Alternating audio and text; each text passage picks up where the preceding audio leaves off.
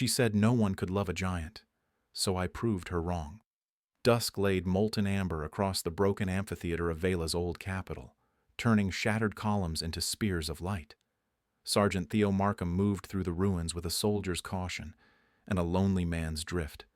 Orders kept him near the perimeter. His ribs, bruised from the last skirmish, kept him honest. But it wasn't duty that drew him deeper. It was the quiet ache of wanting to hear a voice that wasn't barking commands. He saw her when a flock of glass moths took flight from shadow, a figure 3 times his height seated on a cracked dais, a gown like poured night pooling around her powerful frame. Her skin was a deep blue with a soft inner sheen, as if moonlight threaded beneath it. Hair darker than a moonless sea spilled to her hips. Her ears were tapered, elegant, and tilted downward as though carrying too many years of being told to hush. Amber eyes watched the ground as if it had said something cruel. Theo's heart went off-beat. The scale difference pressed down on the scene like a law of nature. His helmet barely rose to her knee, even as she sat slouched on the steps. He swallowed and let his rifle hang harmless across his chest. "Are you all right?" he asked, voice steady by habit, tender by accident. Her head lifted. The pupils within that molten gaze narrowed, widened, measured. When she spoke, the sound resonated in the marble, cello-rich and cracked at the edges. "You're human!" "Yeah." He took another step, then another, until her shadow covered him. "Didn't mean to intrude." "No one comes here," she said. "Not unless they are lost." "What about you?" Theo asked. "Are you lost?" She turned her face away. "Not lost. Discarded." The words stung worse than the cold wind. "Discarded? I am Nereus of the Stone-Bearers," she said at last. "My people prize strength but marry small. I am not small." A humorless flicker touched her mouth and vanished. At 25th cycle, unchosen becomes unwanted. Her fingers, each as thick as his wrist, curled, then uncurled. "No one will ever want me. I am too much." Theo took a breath that tasted faintly of dust and regret. "That's not true." Nereus's eyes cut to him, sharp, skeptical. He lifted a hand, ridiculously tiny compared to hers, then let it fall. "You're beautiful." He didn't dress the word up. He just left it there, simple and explosive. For a heartbeat, she looked ready to laugh or crush the notion like chalk. Instead, her palm hovered over the stone beside him, vast and careful.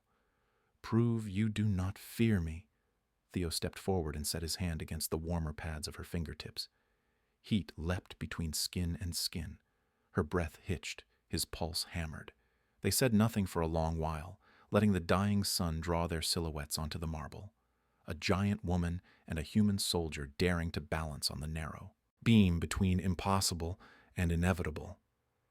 Theo came back the next night, breaking curfew without quite meaning to. Nereus was there, as if the ruins had told her he would be. She sat straighter, chin higher. Expectation smoothed the sorrow from her gaze. "You returned," she said. The words were understatement. The relief inside them was not. "Couldn't stay away." He scrubbed a palm over the back of his neck.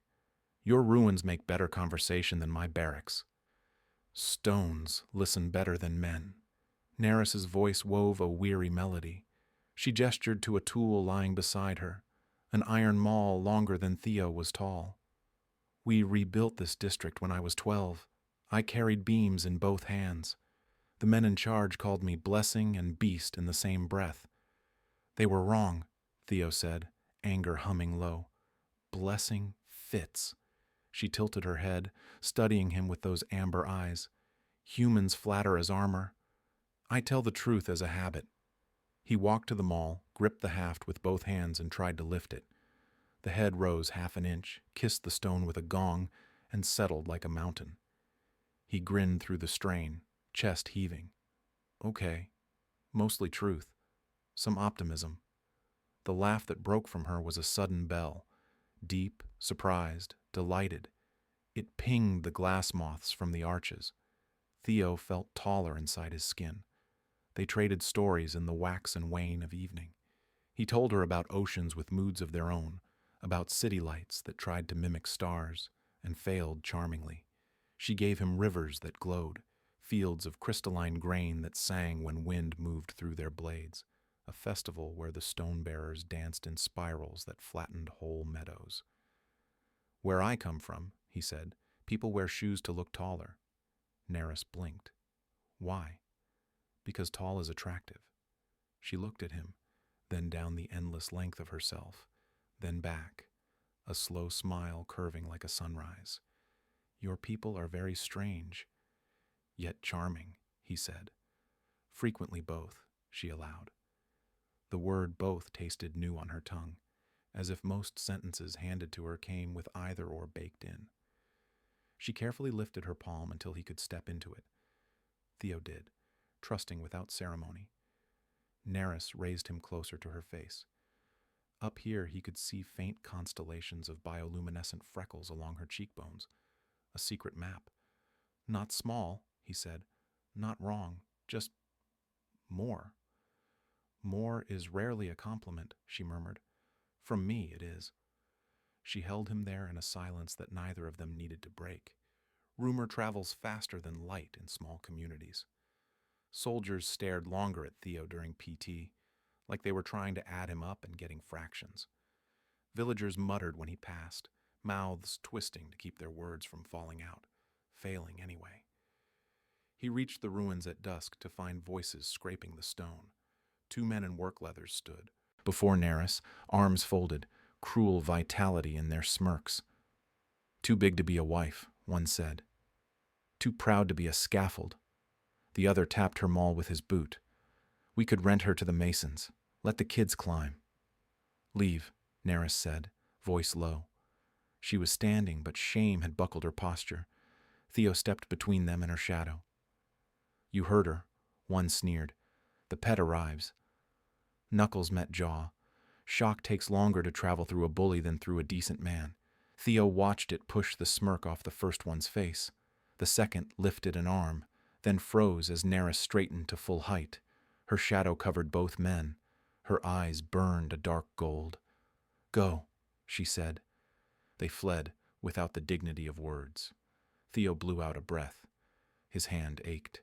He turned back to her, uneasy suddenly that he'd acted like every smaller man who thought he could save a larger woman. "You should not have done that," Nerys said. "To defend you? To make yourself a target?" Her gaze slid away, raw. "They already whisper that I am unchosen.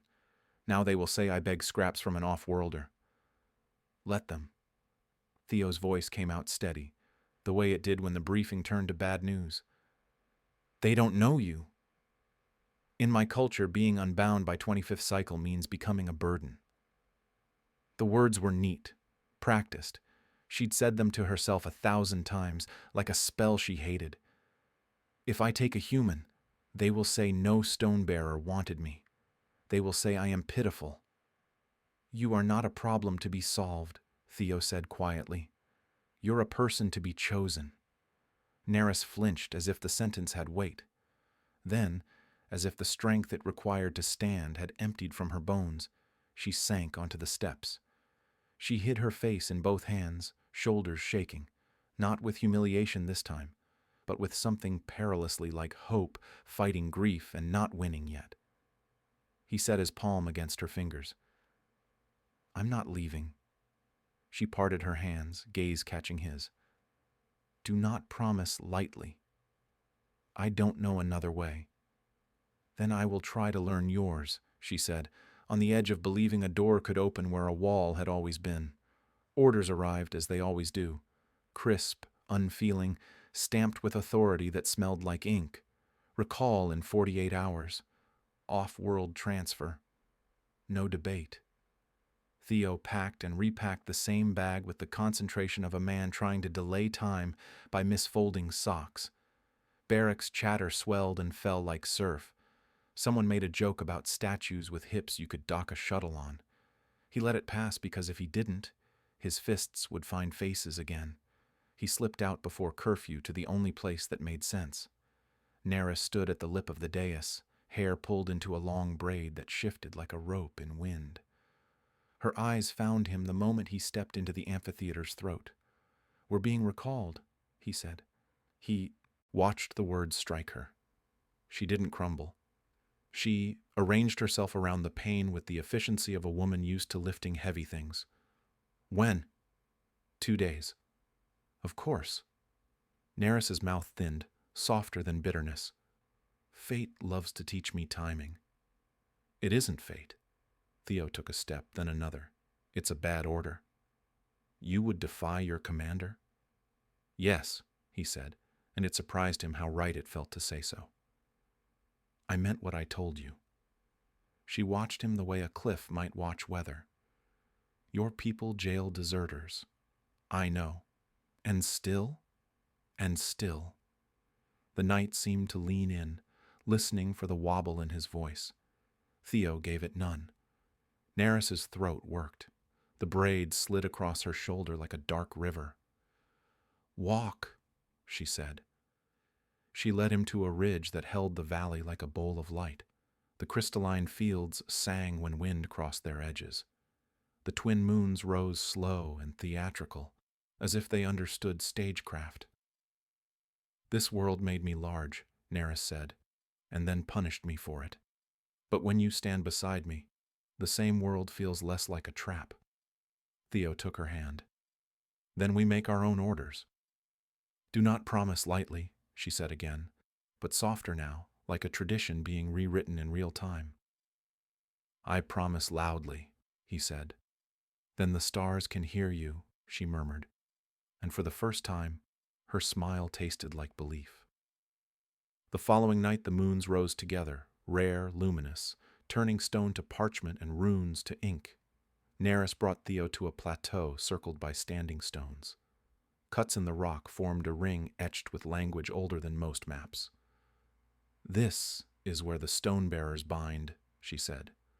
"2 promises, 2 tokens, 1 path." She slid a hand into the folds of her gown and withdrew a necklace braided from fiber and memory, set with a shard of light-singing crystal.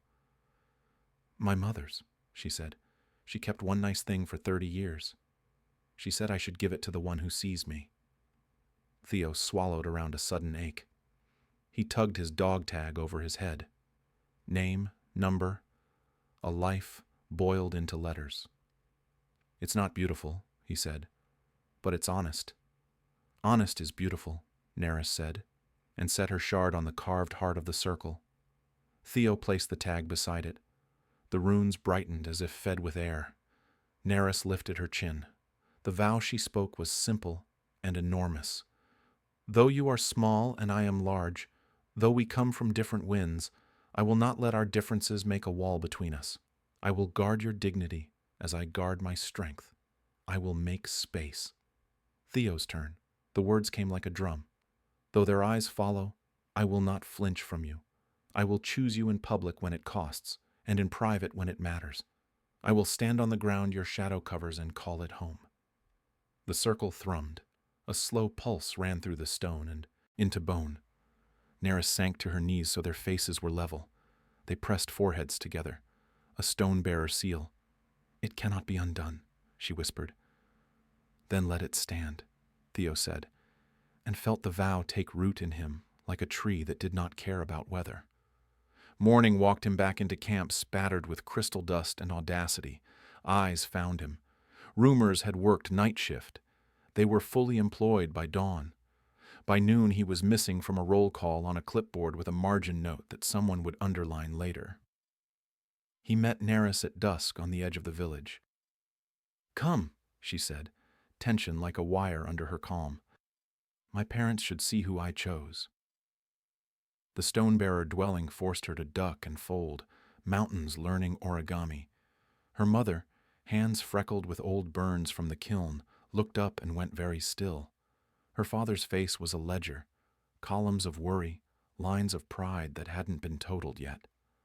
The glow of the shard at Neris's neck told the story faster than words. Her mother covered her mouth to hold in a sound and failed. Joy spilled out anyway. "You bound," she whispered, tears carving tracks through kiln dust. "Daughter?" Nerys bowed her head to be kissed. "I chose him," she said, and those words filled the small room until even the pots listened. Her father stepped closer until his boots were toe-to-toe with Theo's. He was a massive man, and yet small beneath his daughter's height. The scale made a joke of his size and simultaneously restored his dignity. "You are compact," he observed. Theo smiled crookedly. "Efficient." A grunt that wanted to be a laugh escaped the old man, surprised by its own freedom. "Efficient and stubborn, I think." "Yes, sir." "Good. She requires both." They ate. The bowls were comically mismatched. Nerys passed Theo a spoon the size of a canoe paddle, then bit her lip when he nearly disappeared behind it. Laughter rose and made furniture of the room, something to sit on, something to lean against. When stew spilled in his lap, Theo swore softly.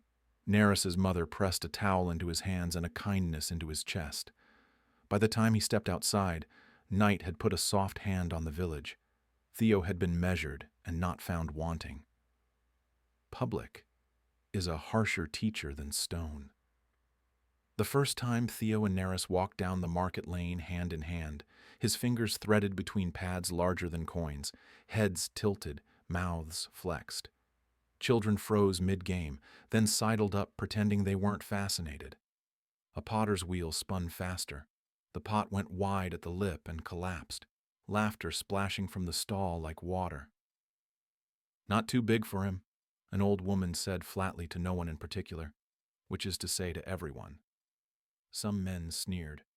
Some women sighed with an empathy that looked like remembering their own first vows. A pack of adolescents tried on scorn and found it pinched. Meanwhile, a boy of 8 asked the most dangerous question. "Can I sit on your shoulder?" Nerys crouched. "I would be honored," she said solemnly. He climbed. A squeal of delight fractured the last reserve in the square. The sound of it rearranged a few opinions. "Clever," Theo said later, as they left the smell of warm bread and old judgment.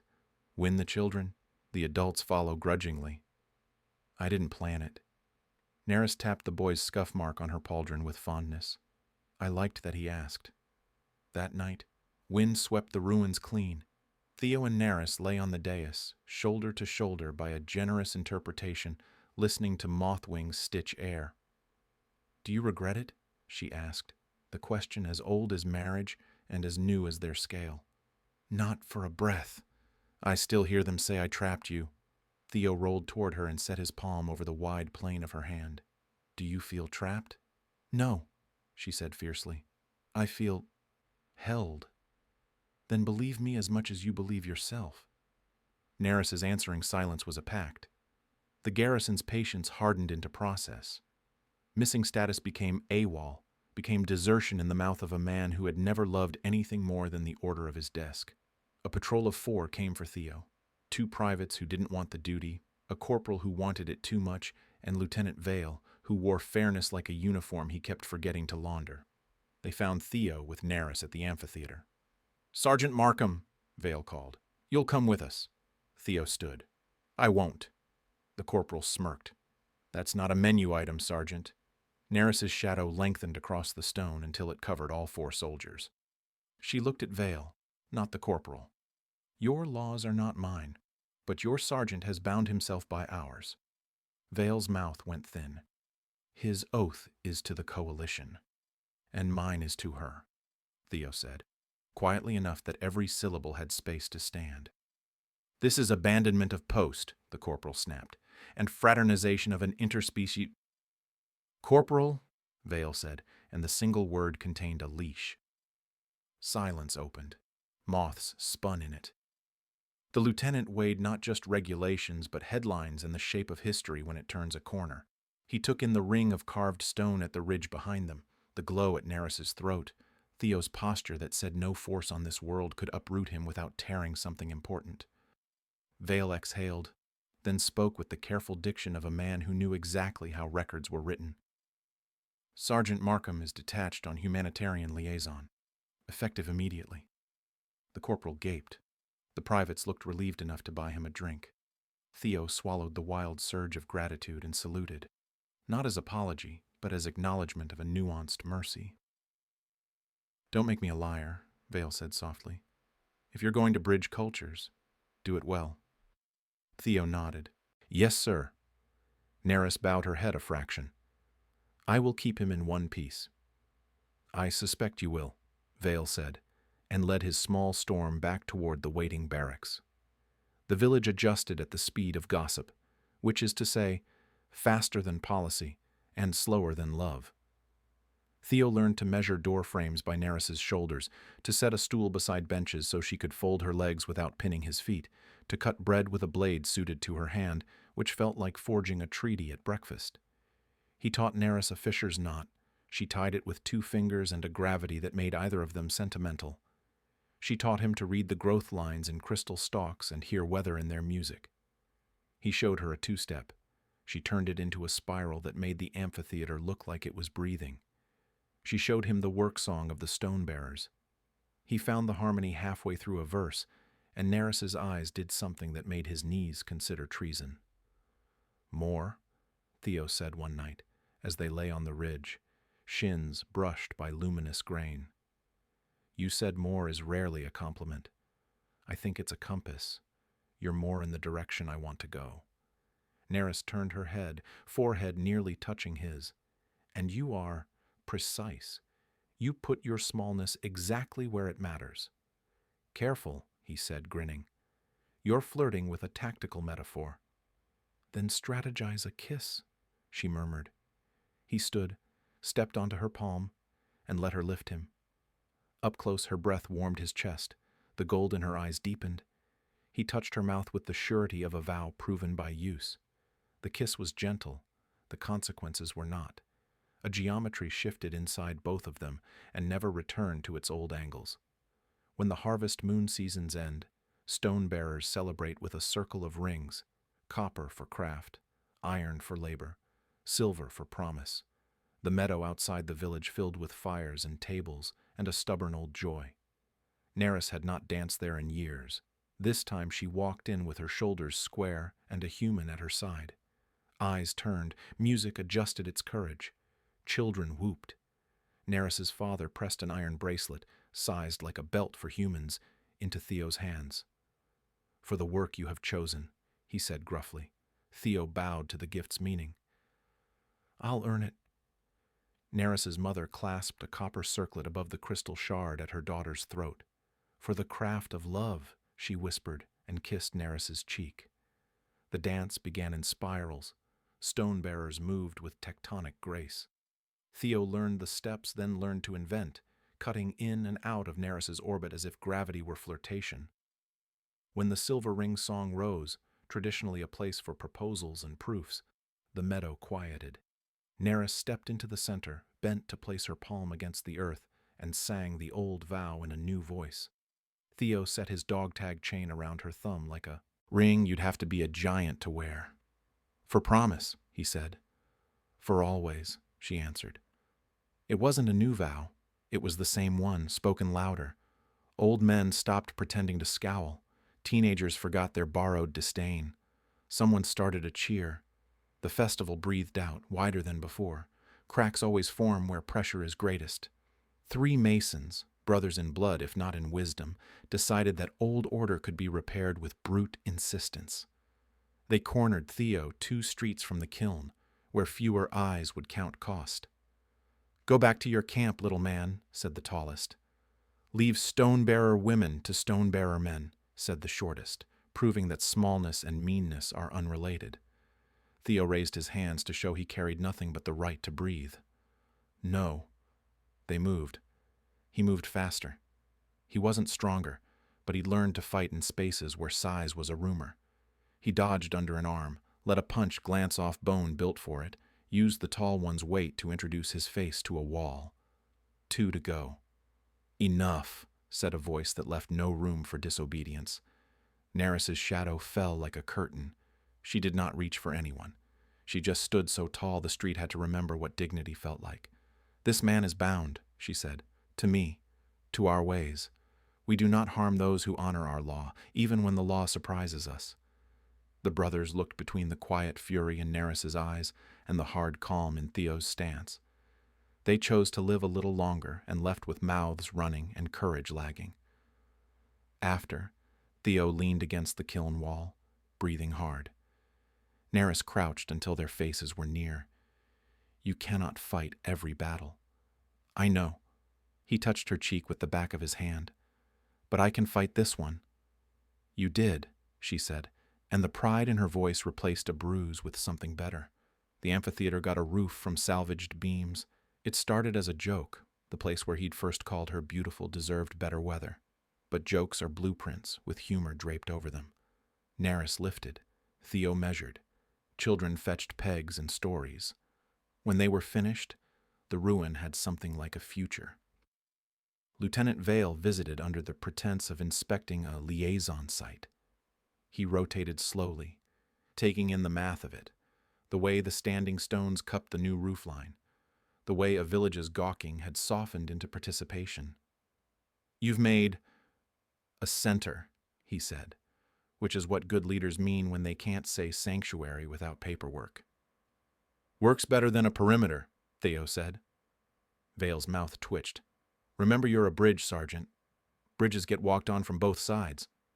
Occupational hazard, Theo said. When the lieutenant left, he did not take the thin smile from the corner of his mouth. As night drew a quilt over the valley, Neris and Theo sat with their feet, her enormous, his standard, issue, dangling over the stage's edge. The wind combed the long grass, the crystal fields below chimed a lullaby. I used to think there was no place my shadow fit, Neris said.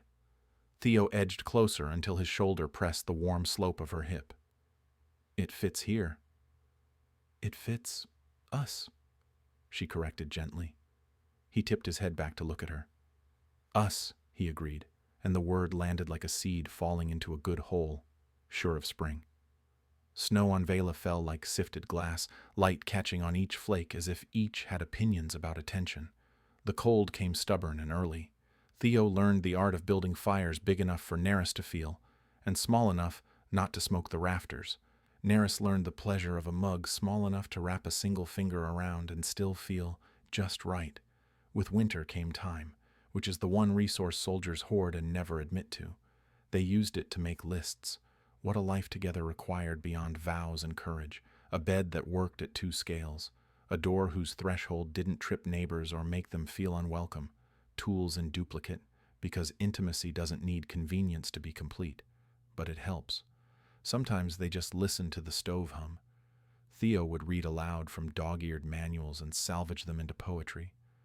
Neris would retell old myths, breaking them open gently to see where, now, they might be repaired. Once, she said, a stone-bearer girl tricked a mountain into moving by asking politely for a very long time. Theo grinned into his cup. See? Persistence. Tactical romance. She had good knees, Neris said gravely, and a stubborn heart. Lucky mountain, he said. Lucky girl, she corrected. By spring, Theo's liaison title turned into actual work. He carried messages between the garrison and the village. He translated not words, but intent. Neris sat in on disputes as a silent witness with a loud presence. The corporal who'd once wanted to drag Theo to the brig now tried not to look impressed each time a scuffle calmed, when Neris folded her arms and leaned against a wall like a continent at rest. On the day the first supply convoy came through town without a single broken window or shouted slur, someone brought a scrap of white fabric to the amphitheater. Children painted a handprint on it, then another and another, small palms in muddy reds and greens. Neris hesitated, then pressed her hand, huge, cobalt, into the paint and onto the cloth. Theo added his own in black along the corner, tucked like an anchor. They strung the banner across the stage. What does it say? A child asked. It says we did a hard thing the long way, Theo answered, and we're still doing it. Neris glanced down, amusement softening pride. You make patience sound heroic. It is, he said, It looks boring until it doesn't. Years don't pass so much as accumulate. Summer stacked itself on spring. The amphitheater became a market on Tuesdays and a place for vows on Fridays. Theo's iron bracelet wore smooth against his skin. The crystal shard at Neris's throat caught sun until it stored dusk. They fought sometimes, about pace, about privacy, about how loud to be when old men coughed opinions into their tea. Those fights never lasted as long as the compulsion to apologize. Scale teaches perspective. Love teaches proportion. One evening, they returned to the ridge where they had first rewritten both their fates. The fields below glowed like a map of veins. Neris slid a hand beneath Theo, lifted him until they were eye to eye. "Do you remember the first thing you said to me?" she asked. "That you were beautiful." She smiled, remembering how the word had once sounded like a joke told at the wrong time. "You say it differently now." "I know you better now," he said. "Beauty's easier when you've seen the floorboards and love anyway." Neris touched her forehead to his. "I used to think I had to be less to be loved. Less seen, less loud, less tall." She breathed in, breathed out. "You made room by refusing to shrink me." "Room is easy when it's home," Theo said. They stood at the edge of the world that had tried so hard to make them smaller and did not give it the satisfaction. The amphitheater roof grew skylights. The banner acquired sun-faded handprints from 4 cohorts of children. The garrison posted a liaison office that looked suspiciously like a tea stall. Neris's parents grew older and sly-happy. The old man taught Theo how to judge the readiness of stone by sound alone. Neris's mother taught him the way a pot remembers the fingers that shaped it. Lieutenant Vale got promoted, then visited anyway. "They're going to put this in a report about successful cultural integration," he said dryly, watching Neris negotiate a trading dispute with the patience of geology. Theo bumped his shoulder. "Give them a new field manual chapter. Try love." "Too short," Vale said, almost smiling. "They prefer bullet points to beating hearts." "Then hide the hearts inside the bullets," Theo said. "Smuggle humanity in the margins." Vale considered him for a long beat. "You were wasted on the infantry." "I'm not wasted now," Theo said. "No," Vale said, eyes landing on Neris, on the banner, on the way the village had subtly rearranged its furniture to make space for something bigger. "No, you are not."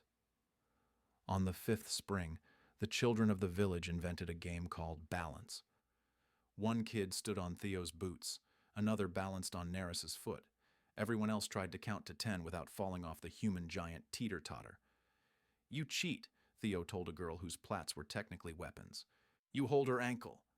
"Strategy," she corrected, gloriously smug. That evening, Neris unknotted the necklace from her throat and slipped it over Theo's head.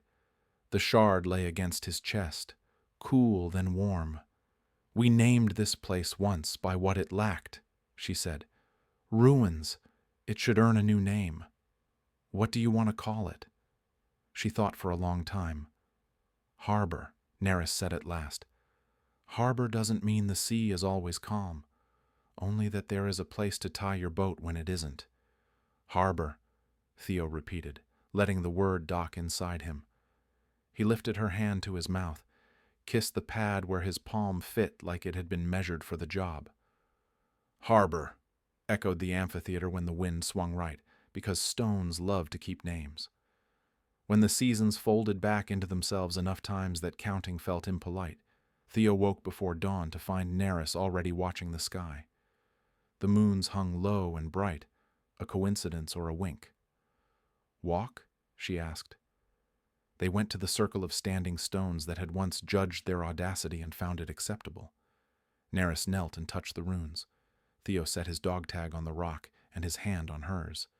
"Do you regret anything?" Neris asked, not because she feared the answer, but because rituals get hungry, if not fed. "Yes," Theo said, "that I didn't meet you sooner." She made a sound halfway between a laugh and a reprimand. "Flatterer." "Practitioner of the obvious," he said, then sobered. "I regret that it hurt you so long to be you. I regret every time I didn't argue when someone whispered. I regret not learning your work song sooner. And I regret, Neris said, that I believed I had to be less to earn what I already deserved. They fell quiet. The runes warmed beneath their palms. Dawn threaded pink through blue, gold through stone. Neris lifted Theo to her mouth and kissed him with a tenderness that would embarrass legends.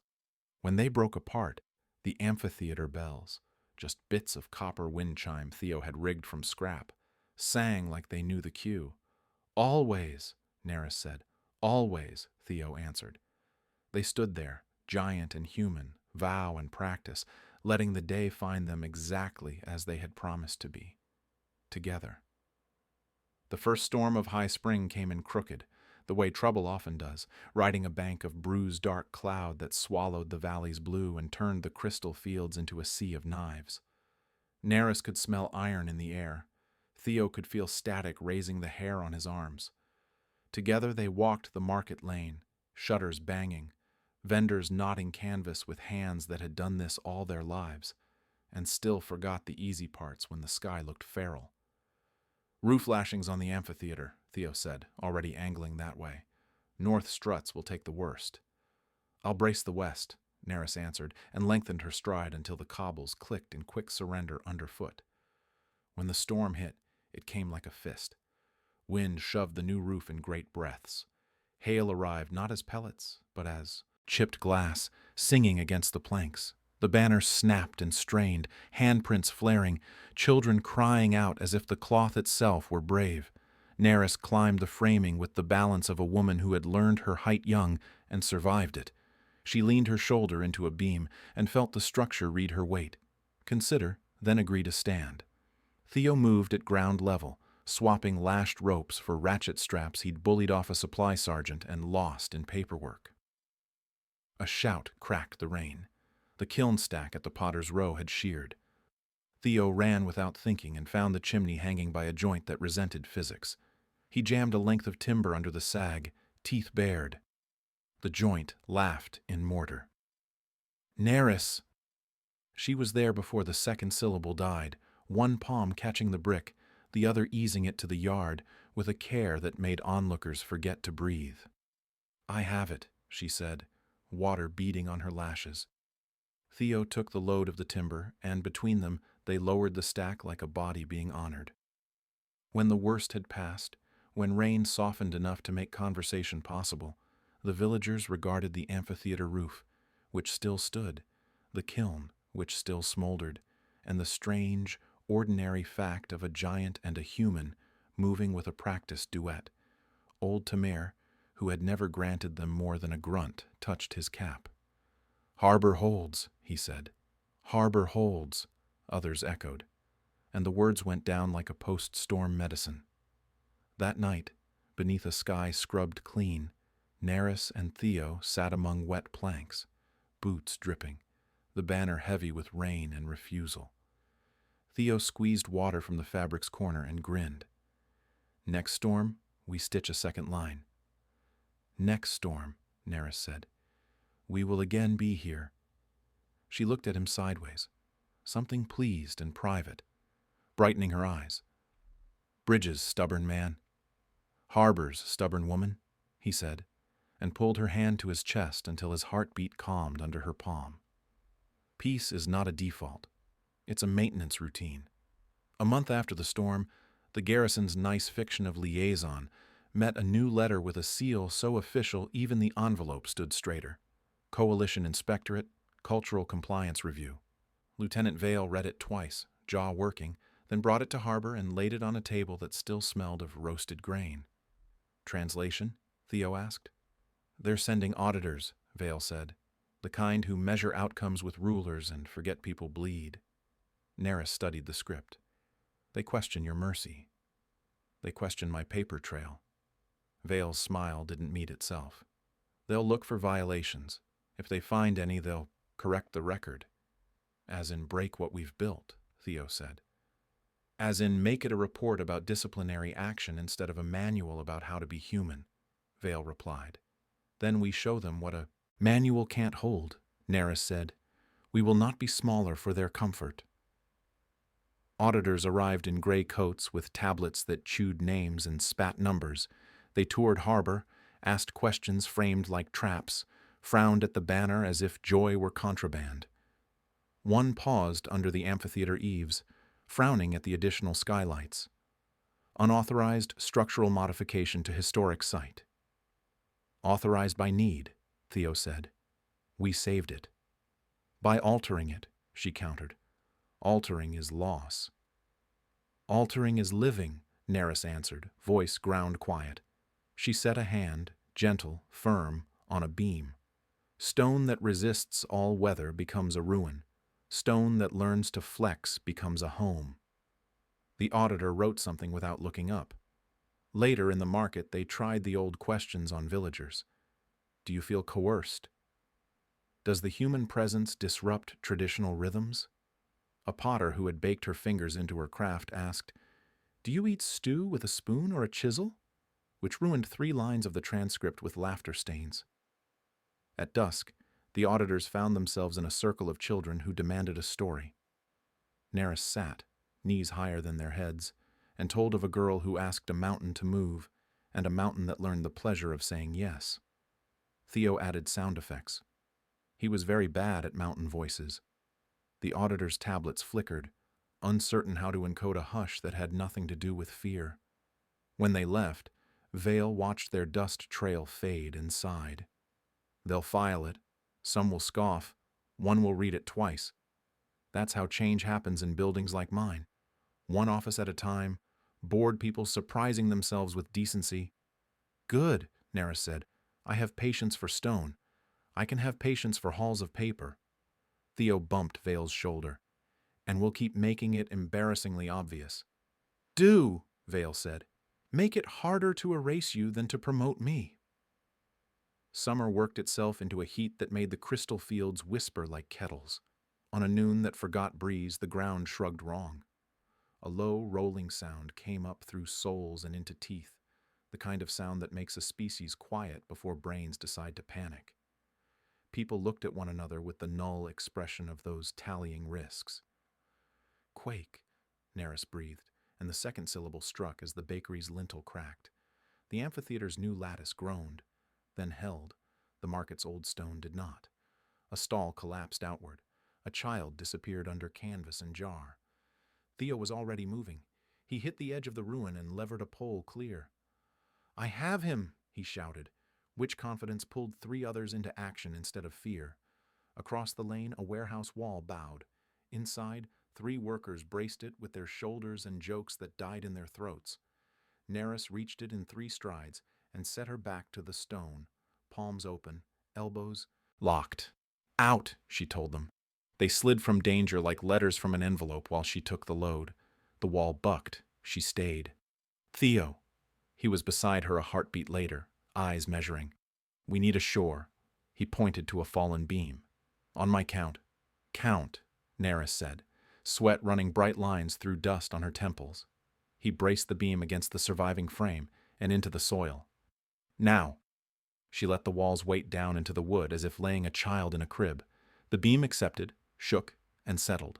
The wall's tremor went from desperate to sulky. The quake's last growl faded. Silence after disaster is always too loud. It breaks with sound that means inventory. Names, names, names. And then the long exhale when most of them answer. Harbor got lucky as communities go. Bruises, stitches, 1 broken arm, no funerals. Then came the long work. Righting what had tipped, shoring what had sagged, making maps of the new cracks. That evening, with the banner restrung and the bakery lintel braced, the village fed itself in the amphitheater because kitchens were tired. Someone passed stew to Theo and a bowl the size of a helmet to Neris. Children fell asleep in piles against their parents' sides. You're back, Theo murmured. He'd seen the subtle shake in her hands after the wall. It will sing at me tomorrow. She tilted her head, humor present if not loud. I will sing back. He laced his fingers with hers, his hand a bookmark in her palm. Today, you were a mountain that said yes. And you, she said, were the lever that turned a no. She leaned down until her forehead touched his hair. Together, Harbor stood. Quakes earn budgets that love never gets. 2 weeks later, a coalition shuttle skated down the valley like a smooth apology. Out stepped a woman in a practical jacket and an expression that said she had survived committees. Administrator Sana Lior, she introduced, offering a hand to Theo, then looking up, way up, to Neris with a composed awe that made onlookers like her immediately. Vale made the introductions. Lior dispensed with small talk. I read the auditor's report. Then I read between the lines. You've built a model we don't have a form for. Good, Theo said. Forms come after. I prefer before, she admitted wryly. But reality doesn't. She unfolded a thin slate and set it on the table. I'm proposing a new designation, Community Liaison Node, Mixed Species. Harbor would be the pilot. What changes? Neris asked, wary of gifts that bite. More money, more oversight, fewer soldiers with something to prove, more questions like mine. Lior's smile was quick. And easier paths for people like you to bind without scaring my lawyers. What does the designation call us? Theo asked. Lior looked between them. Partners, Neris breathed out. Some old rope inside her eased. Words matter. They do, Lior said. So I want the right ones. Will you sign a petition with me to make this official? They did, with Neris's thumbprint glowing cobalt against the slate and Theo's signature neat and stubborn beside it. The petition went up network with Vale's covering memo that read, less like a report and more like a dare. Find a reason to deny this without sounding like a villain in a children's story. 3 weeks later, the designation came back approved. A crate arrived with a plaque someone had overdesigned and a budget line someone had underfunded. But the important thing was the name. Harbor, Community Liaison Node, Mixed Species. Vale installed the plaque crooked. Lior corrected it an hour later. Neris left it cocked by a hair, on principle. That night, under a sky that had learned their names, Theo ran a hand along the plaque and huffed a small laugh. We're an acronym. Speak it aloud and I will remove the plaque, Neris warned. He kissed the back of her hand. Deal. We keep the name that matters. Harbor, she said, and the amphitheater set it back in wood-settling creaks. The three Mason brothers did not love the new world. In a dim room that smelled of sour beer, the shortest threw a knife that took a bite out of a doorframe. They made her important. She made herself, the tallest muttered, envy hitching his voice off-key. Then we unmake, the middle said, the way men talk before they elect a worse version of themselves. They picked market day, when noise would hide noise. They picked a tool closet beside the amphitheater, where a beam could be cut, and a roof could fail if bad luck lent a hand. They did not pick stealth well. A boy with plats and a talent for being wherever trouble rehearsed saw them slip in and did what children in strong towns do. He ran and told a baker. By the time the brothers set teeth to beam, Theo had the door in his hands. Neris was a step behind, filling the hall with her presence like water fills a jar. The middle brother lifted the saw higher. No, Neris said, quiet enough to cool steel. The shortest lunged at Theo instead, which was bold and foolish. Theo caught his wrist, turned it down and out with a precision that came from hours in ugly gyms, and set the man on the floor without lending him dignity. The tall one drew a knife, then froze when Neris bent, and closed 2 fingers on the blade. Metal shrieked. The knife became a letter opener and then a story. They marched the brothers into the amphitheater, where Lieutenant Vale and Administrator Lior waited with expressions that told entire weeks of meetings were about to be saved. The village gathered in rings, the way people do when they intend to be a court without claiming the word. Lior spoke first. You endanger a public space. You endanger children. Why? The shortest tossed his head. You let outsiders set our laws. Neris stepped forward, and the crowd sound shifted, respect making room for anger. We set our laws, she said, together. You cut at the beam that holds us all. Vale delivered the sentence with bureaucratic crispness that made it civilized. Labor on repairs, restitution paid in stone and sweat, a ban from public decisions until they'd contributed 3 projects worth the damage they'd attempted. The brothers sputtered until the old woman from the banner stepped forward with her cane and said, "Or we can do the old way and leave you locked in the stocks for the festival," at which point they found labor palatable. After, with the amphitheater calm again, Theo leaned into Neris's side. "You looked like a myth." "I felt like a woman with a headache," she said, and smiled despite it. "But yes, a myth with a headache."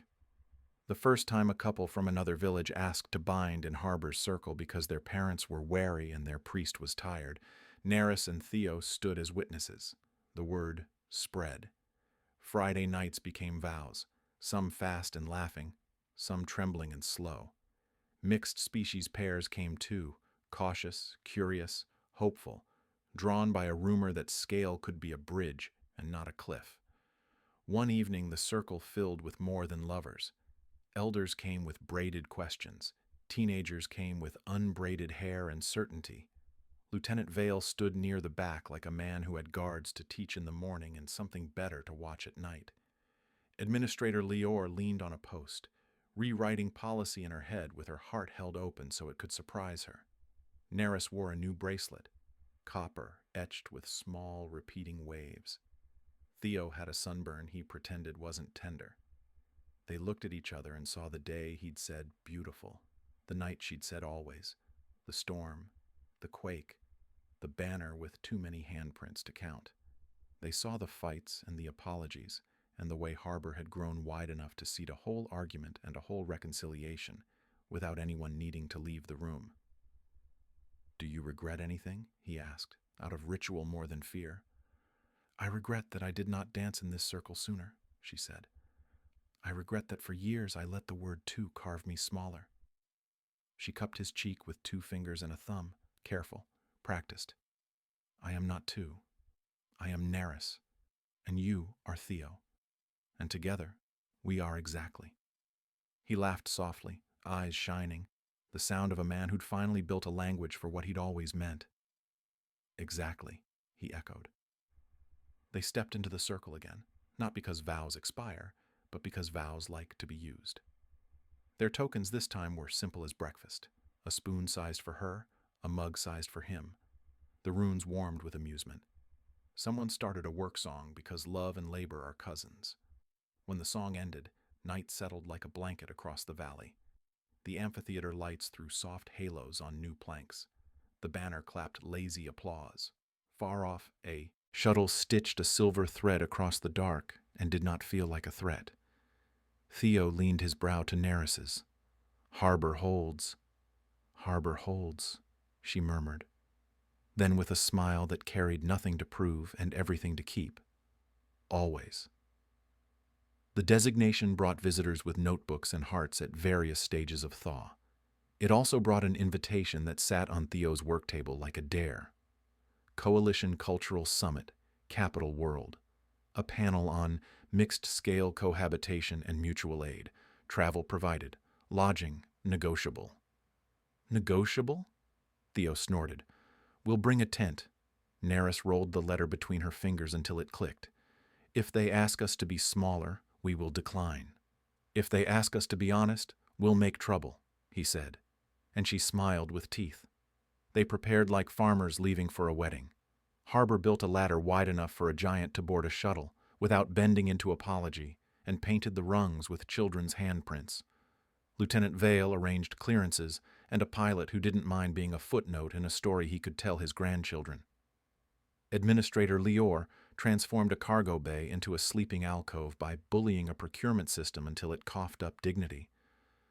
The village gathered at dawn. The banner came down and wrapped around a crate of gifts. Glazed cups, a coil of crystal grain, a tiny wind chime shaped like the amphitheater roof. "Bring us back," said the potter. "If they won't have you, keep us." "We keep you either way," Neris promised, and the village believed her because she spoke like a wall that had learned to say yes. The shuttle lifted. Harbor fell away into lines and memory. Theo watched the valley become a map, the map become a smear of green, the smear give way to sky. Neris lay along the reinforced bay, eyes wide as the planet turned its face and let them go. When the atmosphere fire licked the hull, she put 2 fingers on Theo's chest over the crystal shard and felt his heartbeat make a drum of the world. "They will stare," she said.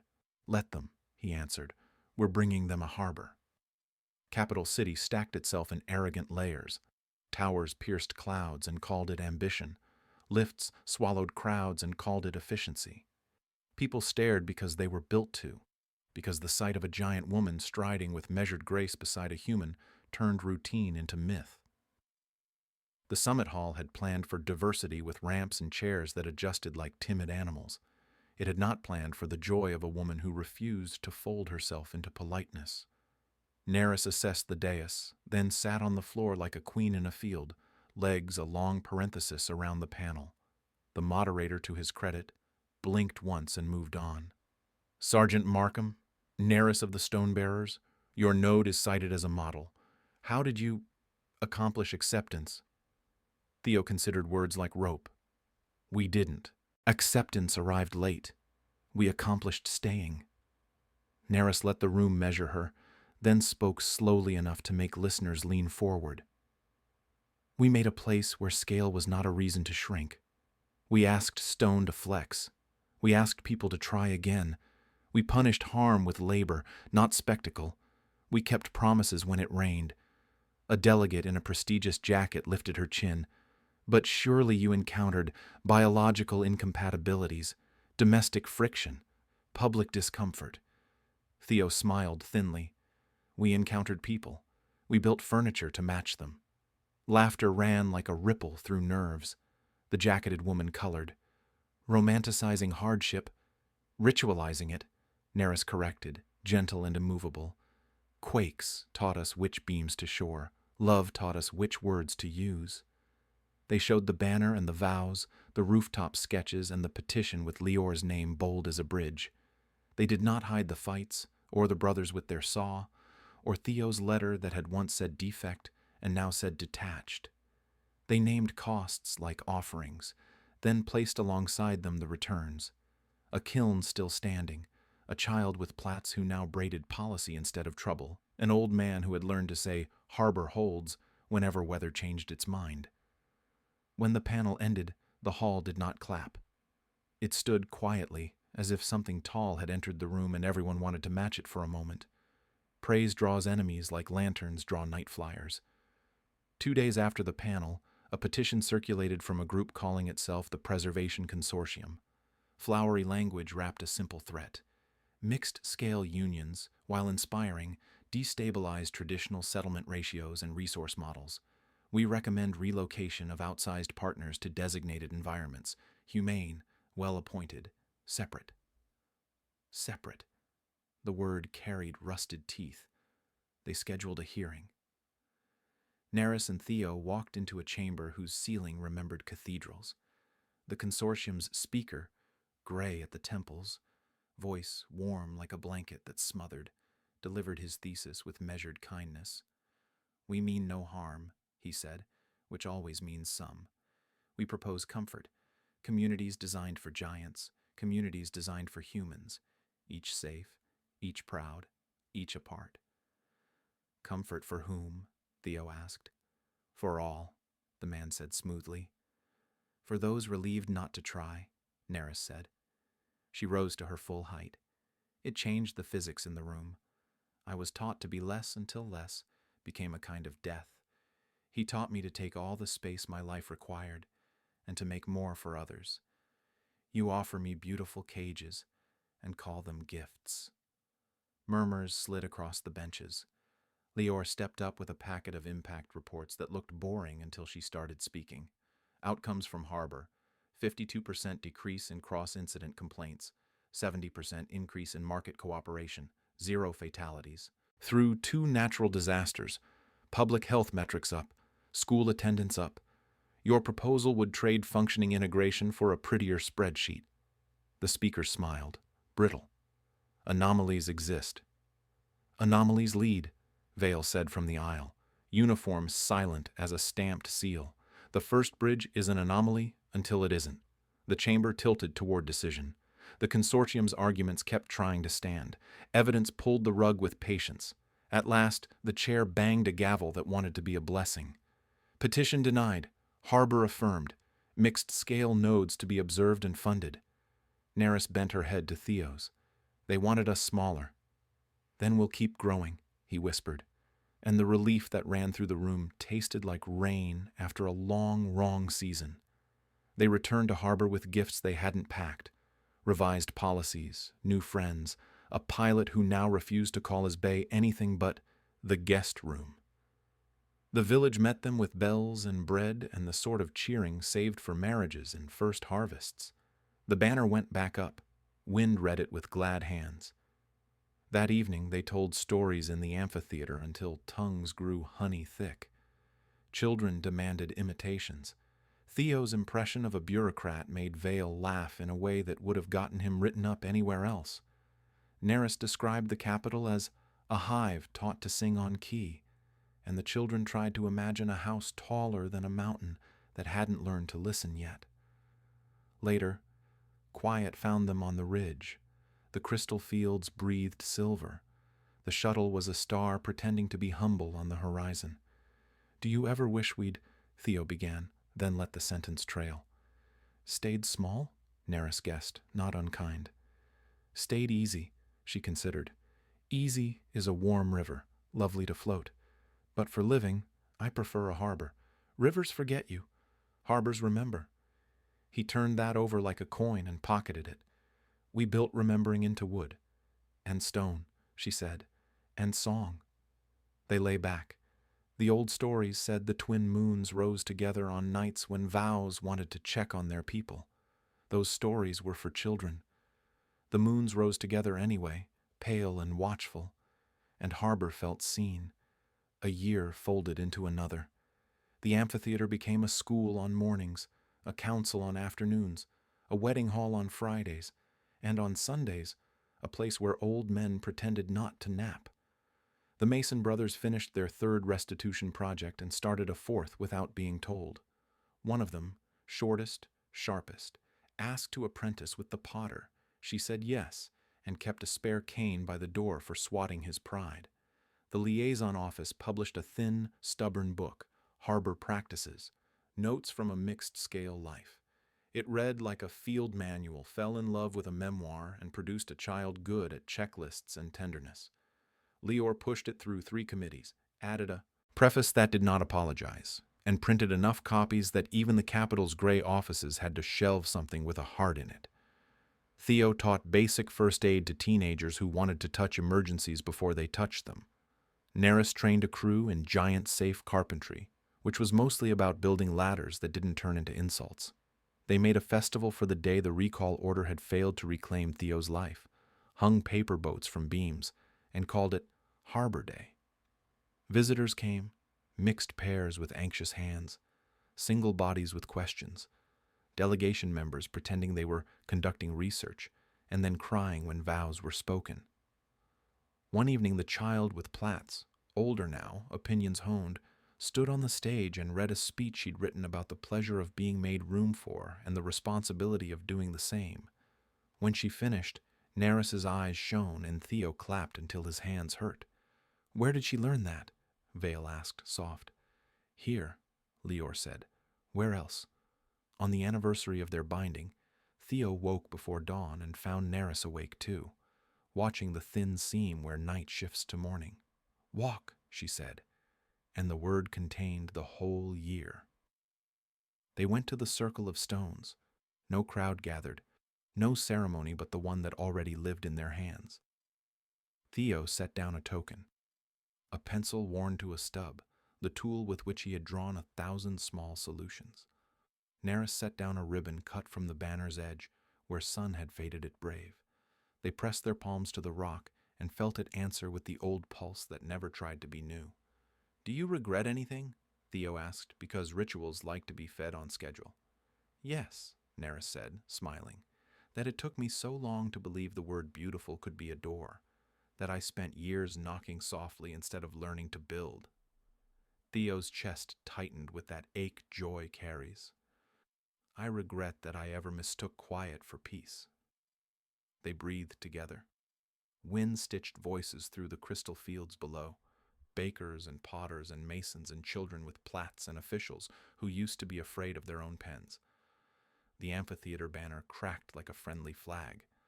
Somewhere, a bell rang to remind Flower about bread. Neris lifted Theo onto her palm. He stood there, steady as the town beneath them, and looked into eyes that had learned to hold sunlight without flinching. "Harbor holds," he said. "Harbor holds," she answered. They kissed, like people who had built a place that would not vanish when the page turned. Then they walked home, past the kiln that hummed, past the plank someone had planed too smooth because care sometimes overshoots, past the office where policies learned to breathe, past a ladder painted with hands that promised to keep climbing. By midday, the amphitheater filled. A couple from 3 valleys over bound their lives with a spoon and a plait of river grass. Children chased each other under benches like possibilities. Vale stood at the edge and didn't pretend his eyes weren't wet. Leor drafted a new clause on her slate with a grin that meant someone's inbox would be startled. As the sun slid warm across the roof they'd built, Neris leaned down to Theo, and he leaned up to meet her, and the village watched, not because it was spectacle, but because it was theirs, not a miracle, a practice, a harbor. Years would keep stacking. Storms would come lean and arrogant and be taught manners. Quakes would test and be answered. Critics would write essays that gathered dust. Children would write songs that didn't. The world would go on being too big and too small in turns, and they would keep making room. Always. The end. If you loved this story, don't forget to like, comment, and subscribe for more human meets alien love stories that prove hearts don't care about size, species, or stars.